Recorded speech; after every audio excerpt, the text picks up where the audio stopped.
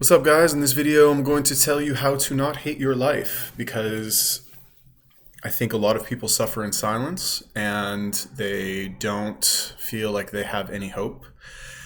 And maybe even some of them watch my channel, although I would like to think that people who watch my videos regularly are fairly enlightened and know what they need to do to fix whatever problem they have, because when I convey information, I try to do it in as direct or you could say honest way as possible. But anyway, I thought I would further clarify with a handy dandy little flowchart, work of art right here, how to not hate your life. Okay, so really quick, before we get into the glorious, beautiful work of art that I have created here, let's talk about some of these presuppositions, right? Presuppositions are basically just like, if you presuppose something, then you believe it to be true as an implication of whatever the statement you're going to make is. That didn't make any sense. So basically, if I said, John kicked his dog, that presupposes that there is somebody named John and that he has a dog and that the dog exists, right? Those are presuppositions. So these are some of the presuppositions that you need to understand if you want to not hate your life, right? So number one, it's your responsibility to fix your problem. That's it. You have to, you can't depend on anybody else, your mom, your dad, your fucking government, your baby daddy, whatever. Like, you can't depend on anybody. You can't expect anyone to fix your problem for you. It has to come from you. 100% has to come from you. Okay, that is non-negotiable. Number two, you have to understand that no matter what your problem is, you can do something about it. No matter what it is. Doesn't matter what the problem is. You're going to die. You can still do something about it. You can. You have to believe that to be true. You have to believe it to be true. Will you solve death? Probably not. But you have to believe it to be true. You have to believe that to be true. Whatever your problem is, you're in debt, whatever, you want to regrow your arm, fucking whatever, all kinds of weird shit. You have to accept, you have to believe that it is true. And once you believe that it is true, your mind will automatically begin working on it unconsciously without you having to actually think about it. That's how your mind works, right? So if you don't believe that it's true, you do not allow your mind the opportunity to begin working on it on your behalf. So you have to believe that there is something that you can do about whatever your problem is. Number three, I will achieve whatever I aim for, I must clearly define a target. So this is kind of what I talked about earlier. You have to, and this is something that keeps popping up for me in my consumption of self-improvement content, where over and over I see people talking about things like, once I decided exactly what it was that I wanted, I got it. Ask the universe for something and they'll give it to you, right? Clearly define a goal and you will achieve it. I mean, that sounds kind of corny, really, and it's not quite so cut and dry. But if you get really, really specific with your goal, then you will achieve it. And this is something that we do all of the time anyway, unconsciously though, because we all have goals. Whatever, like even if you sit at home all day and you watch YouTube and fucking jerk off 10 times a day, guess what? That's your goal, and that's why you achieved it, because that's what you wanted to do, even if you did not explicitly state that. And it's not very common for us to explicitly state what exactly it is we want. For example, I want to make X amount of money per month through this method by this date, right? That is more specific. And when you commit to that and you keep it at the front of your mind on a regular basis, every day by having a piece of paper on your laptop or something like that, then it's more likely that you will actually achieve it. Okay, so you have to clearly define what it is that you want. Number four, writing your intention will trick you into focusing. All right. So when you write down, I want this, blah, blah, blah, blah, you're making it more real for your mind, right? So there's this idea of, not backwards rationalizing, I forget what it's called, but basically like, when you observe yourself doing something or saying something, it solidifies your belief that that is the type of person you are and that is actually what you want.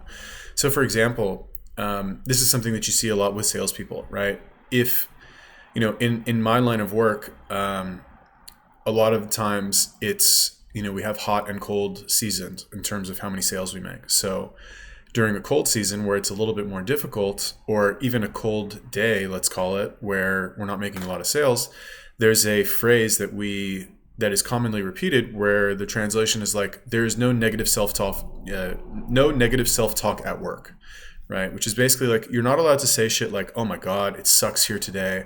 I'm not making any sales. I fucking suck at this. What's wrong with me today? You're not allowed to say shit like that, because as soon as you say that, as soon as you speak the words, as soon as you give birth to those ideas through speaking, then you make them all the more real, and you solidify your belief that those are actually facts and that they're true. And the opposite also works, but the difference is that most people don't intentionally write or say things that will empower them, right? It's very common for people to kind of lose their temper and like look for catharsis by saying, oh, I suck at this, I'm a fucking loser, I'm a shitty person, I hate myself, because it's very easy to say stuff like that. But the problem is that will solidify your belief that is true. So you can't do shit like that. You have to do the opposite. You have to be like, oh my God, I'm fucking awesome. I'm the coolest person ever. I fucking love myself. Today's a great day. I fucking love life. And even me just saying those things just now, and I didn't really say them because I necessarily believe them or was really feeling those emotions at that time. You could probably see the look on my face change a little bit, and I got a little bit happier just by saying those things. So just the rote act of actually speaking those words and saying those things will trick you into believing whatever it is that you actually say. So just say the right thing. And then number 5, writing my plan will guarantee success. So this I learned from Atomic Habits, which is an excellent book by James Clear. Highly recommend you guys pick it up or check it out or fucking watch a video about it or something. Where they did a study that they took 3 groups of people. One of the groups, I don't know, whatever. Anyway, the point is that they had one group that wrote an if-then statement about what they wanted to do, right? It was about working out. And it was like, if it is, Tuesday at 3 p.m., I will go to the gym. Right? That is all they did. They wrote one fucking sentence, not a page, not a fucking book, not like had like a 20-minute meditation session. That is what they did. That was the like differentiating factor that caused them to actually follow through on what they wanted to do. So, and that is technically considered a plan. I mean, it's really a conditional statement, not necessarily a plan. But there's a little bit of overlap there. So I guess I don't want to writing a conditional statement. Who even knows what the fuck that is? Write an if-then statement. By writing an if-then statement, you will guarantee that you actually perform the behavior that you have identified to be a necessary behavior for achieving whatever outcome it is that you wanted to achieve. Your goal, let's just call it. Anyway, how to not hate your life. So once we understand these 5 things to be true, this seems a lot more easier to comprehend, even though it's pretty fucking ugly. Okay, so why do we get upset in the first place? Why does somebody hate their life in the first place? Because that's what being upset is hating your life. Why? Because we have this idea, it really comes down to this word right here, should, right? Like, you don't have any money, your health is garbage. It's like, well, I'm really upset because I'm fucking broke and I shouldn't be broke. I should have more money, but I don't, so I'm upset, right? Even if we don't consciously think those thoughts, the reason we get upset or sad or stressed out is because we have this idea in our head that things should not be the way they are. They should be better. Even if we 100% take responsibility for the way things are right now, and we know that like we fucked up and it's our fault, we consciously know that, there's still that underlying belief of like things should be better, right? I shouldn't be in jail right now. I shouldn't be fucking $20,000 in debt. I shouldn't have all these fucking health problems. Well, guess what? In reality, you should. Really, you should. In reality, you 100% should have whatever fucking problem you have heaped on yourself, and you have cultivated artistically this problem in your life. We all have problems, like I said. But the reality is that you should have that problem. Okay, that's one thing that you need to understand. Now, what you also need to understand is that in order to not hate your life, you need to handle the basics. Now, you should watch my other video, Depression Flowchart, something like that, or How to Not Be Depressed Flowchart, something like that.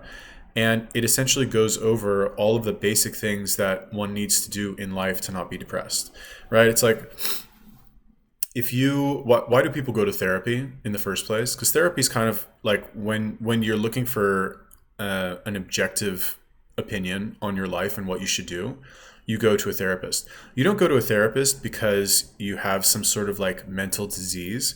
You go to a therapist because you have a fucking real world problem that you need to deal with and you're not fucking dealing with it. So you go to a therapist because it's stressing you the fuck out. And what the therapist is, if they're any good, what they're going to do is they're going to say, well, you have this fucking problem. Why don't you try and fix that problem? You know, that's what it is. That's really what it comes down to, which is why all these fucking anorexia defenders, not to go off on a rant on them again, but like they have this idea like, oh, it's a mental disease, it's a mental disease. Motherfucker, no, it's not. You weigh 100 pounds, you're 6 feet tall. Like you need to eat. But anyway, would handling the basics solve your problem, right? So you have to kind of think like whatever my problem, and most problems come down to a few things. It's either like no money, or like it's a money problem, it's a health problem, or it's a like relationship problem. You know, your wife, your kids, you have no relationships is also a problem. So would handling the basics solve your problem? If the answer is yes, then you need to handle the fucking basics. Now, it could be that you don't know how to handle the basics, right? It could be that your health is garbage because you never learned and nobody taught you, and you never really paid any attention to figuring that out. It could be. And then now that it's getting really bad, now you have suddenly turned your attention to doing that. So, you know, if you know what you need to be doing, there's really, it's like there's two types of people, right? You have the first type that has a problem and has fucking no idea how to solve their problem because they've never paid attention to it at all. And now it's getting to the point where it's really impacting their life. And then you have the other group of people where like they know what they need to be doing. They have a problem. They know what they need to do to fix it. They're just not doing it for some reason. All right. So if you are that type of person, right? If you know what you need to do to handle the basics, then you need to handle the fucking basics. It's like, don't fucking cry to anybody about your problems when you know exactly what the fuck you need to do and you're not doing it. Like, what do you expect? Shit, I should have fucking made a line from here to here. Damn it. Or was it? No, it was from here to here. Shit, I forgot a line. Anyway, would handling the basics solve your problem? Okay, so if yes, then handle the basics. If no, then do you know how to fix your problem? Or I guess if it's like, if yes, but I don't know how. So if you don't know how to fix your problem, well, then you need to fucking figure out how to fix your problem. And I should have then figure it out right here. Anyway, I'm so excited to make this video. I made a shitty flowchart. Man, I just fucking, I really fucked this up, huh? So anyway, if you know how to fix your problem, right, then you need to go and fucking fix it. You need to fucking do what it is. I guess actually I should have made, so imagine that there's like a line from yes to here. Do you have a written plan? Because it's one thing to know how to fix your problem, but if you don't have a plan to actually fix it, then you're not going to do anything about it, right? Like you might know that in order to fix your money problem, you need to get a job, but do you have a plan? And as dumb as that sounds, it could be like, oh, well, I know how to get a job. I got to fill out my resume. I got to do this. I got to fucking send it out. I got to buy new clothes. I got to shave, whatever. But if you don't have that conditional statement here that will, what is it? Writing my plan. Yeah. Number 5. If you don't have that conditional statement, then it's not likely that you're actually going to follow through. You can have all the knowledge in the world, but I would much, much, much rather take somebody who is a complete fucking brain dead idiot, but takes action, as opposed to somebody who's a genius and knows everything, but doesn't, fucking sits at home all day and just does nothing.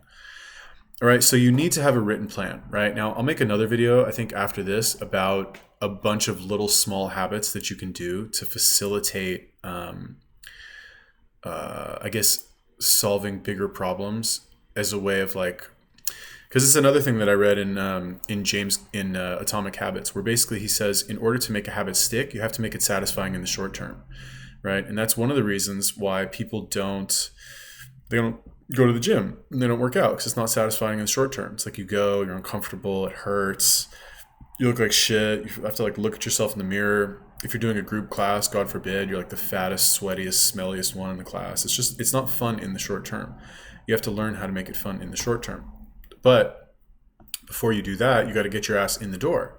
So you need to write these conditional statements that will kind of inadvertently commit you to performing these habits or certain behaviors at a specified time because you kind of pre-committed, I guess, if that makes sense.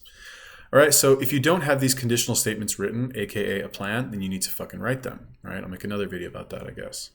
If you do have them, are you executing the plan? Are you actually doing them? Like, are you working on your problem at all, or you just have a problem and you cry about it every day and you don't do shit about it, right?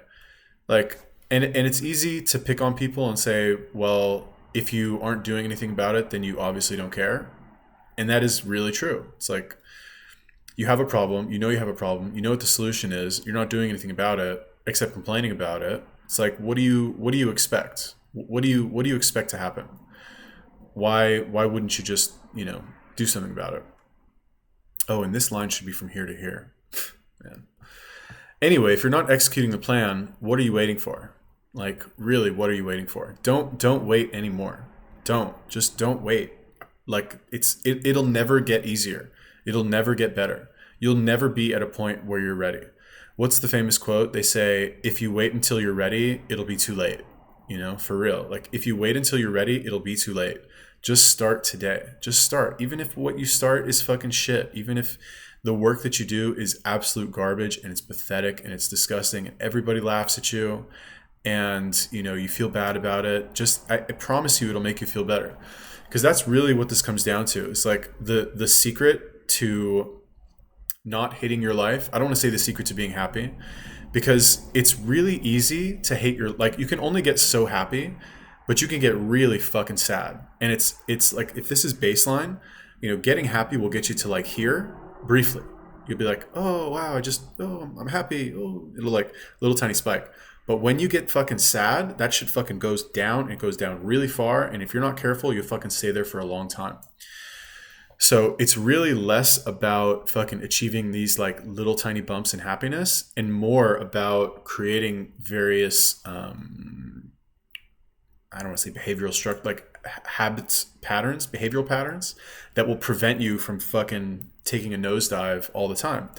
And quick little tip, what is that in a nutshell, is to always work on improving yourself in some way. If you're not actively, and that's, I guess, really what it comes down to, how to not hate your life, always try to improve. You always have to be striving to improve. No matter what you're doing, you have to try to improve. Whether it's your fucking, whatever problem you have, whatever area of your life, you can't neglect any area, and you have to always focus on improving every single area of your life all the time. Obviously, you can specialize, right? But like, the minute you start to let one area of your life go, it's going to get worse and worse and worse until it becomes a major problem. And you want to kill the monster when it's little, to quote Tony Robbins, right? You don't want to wait until it's out of control and you have a really big fucking problem and all of this like emotional baggage attached to it. So take stock of where you are in various areas and be honest with yourself and fucking figure out what you need to do to fix it. There's no magic solution here. You just got to fucking do it. Cool. Let me know what you think about that. I'm sorry about my hood. It's fucking freezing as all fuck in Las Vegas right now. Also, I have a new fitness course coming out at the end of the month in the next 3 weeks. If you're interested in signing up for updates and the discount when that is coming out, go to theminfit.com, theminfit.com, which is the minimalist guide to fitness. There's going to be sections on fasting, nutrition, exercise, like the principles of exercise demonstrations, sample workouts that I demonstrate for you. It's going to be a very good program complete. It's going to be a living course that I add to regularly. So the price initially for the launch is going to be very cheap, and then it will go up as time goes on because I will continue to add to it. Cool. Let me know. Leave me a comment. Peace.